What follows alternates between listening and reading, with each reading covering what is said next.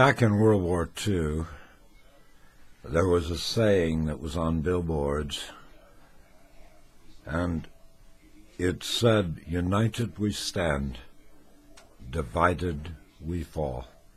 Apparently the Republicans did not read that sign. And Dwight Eisenhower did, but the Republicans never talk about Dwight Eisenhower.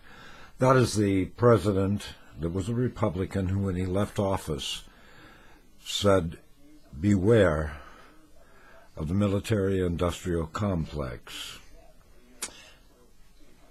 But they pay no heed to that, and they would like Dwight Eisenhower's record to be wiped from the history books today. They never mention him. They never mention things like you should look into how much money, how many billions of dollars Dick Cheney has made out of war. These are things they don't want you to know. They also don't want you to know that they're spending time trying to keep poor people from voting, yet they profess to be Americans. I'm, as you know, obsessed and concerned because I'm concerned about young people. I'm concerned about them getting educated. I'm concerned because we have perhaps the greatest president we have ever had in office today. We've just recently had a major crisis. In fact, that crisis is still going on in the Mideast. We had a chance to see Mitt Romney. You know, you get chances occasionally in life. Maybe that higher power works these things out. So even those with the densest of minds and the most bigoted and closed of minds can stop for a moment and think about what is happening. Now, we saw the two men in action with a world crisis just yesterday. Mitt Romney sees it as an opportunity to gain political strength. And he spoke to the world untruths. He had made assumptions. He was wrong. But it didn't stop him. Where President Obama, a statesman, took the time to weigh it all out very carefully before he spoke.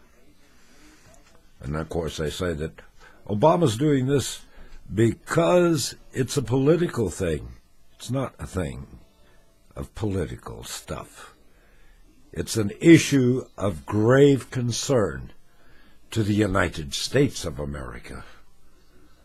An issue that, as Obama said, would have to be looked at carefully, because the President of the United States of America, a man who is perhaps the leader of the free world, has got to weigh out every word because he knows it will be criticized by his political opponent.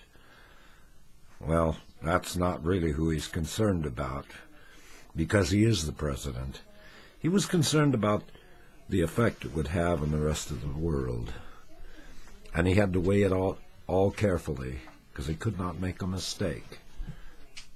Mitt Romney didn't think about it for a second. He plunged into it, maybe adding to the confusion that's going on in the Mideast.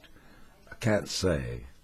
I just know that if he goes and reacts without studying a situation in this world of nuclear arms, where countries have the power to annihilate the United States of America, we have to be careful. We can't be flippant. Damn, can't you see the difference in the two men? I, for the life of me, do not understand the hatred that has come from these Republicans since the day Obama took office, before he had a chance to sit at the desk of the President of the United States, Rush Limbaugh, who is a person who I happen to know, frothing at the mouth. Rush Limbaugh said, "I hope he fails," and the Republicans set out to cause him to fail. And now they say he's done nothing. Well, history will record, unless you can burn the books, that he did many things. But you spent your entire time saying no and obstructing, and then you have the audacity to say that this president did nothing. Anything he tried to do, you blocked.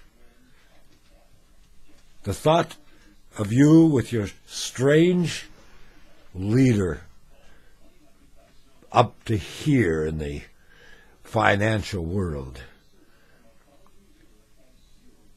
If you think for a moment that Mitt Romney just handled this situation better than Barack Obama, then I would advise you to turn off this video now. And I would ask you to please immediately go to the phone and get help from a psychologist or maybe even a psychiatrist that could solve it with some small blue pills. I hate to harp on this, but our country is at stake, and that is the bloody truth. I want to do these videos live. I'll try this right now. The video I did before, it was all good, except it stopped about 10 seconds in. You had to wait about an hour, and then it would start up again. So I don't know if people got my point. But I would like very much to, when I'm doing it live, have you call this phone. This phone is 360-694-2648. You can call it 7 days a week, 24 hours a day. It goes on the machine. I don't even hear it ring. But the beauty of this is it gives us a form of inner reacting. I'm trying to find, here we go. Thursday, 11:28 a.m. 4 old messages. Hey Jerry, hi, it's Uri Geller calling you from England. The reason I traced you down is simply because someone sent me that video of you and the amazing interview. So I just wanted... Anyway, you can hear it, and if I play it, that was played off of the answer machine, and I played the whole message. It's kind of neat. However, he gives his private phone number, and I don't think he would appreciate that being spread across my 200 and some viewers that watch my videos. But I think it would give us that chance of interreacting. I would feel much better if I wasn't just doing a one-way type broadcast. So call the number, leave your message or comment, and I'll put it all together, and we'll do it live the next time I'm on.